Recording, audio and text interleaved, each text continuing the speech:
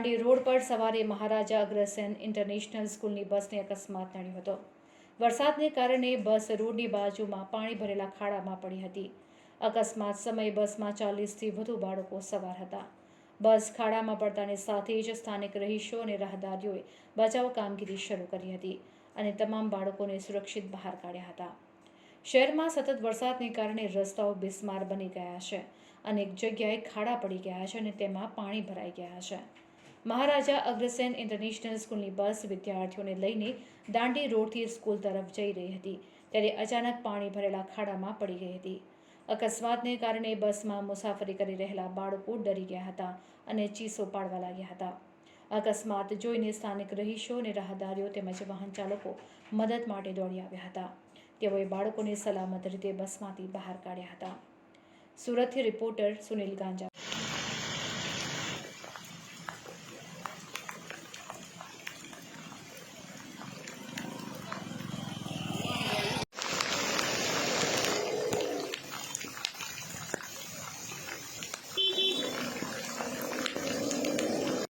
હા બેટા છે ઓલું કરતા નહીં ગાડીઓ વાળા આપણે મારવા જોઈએ।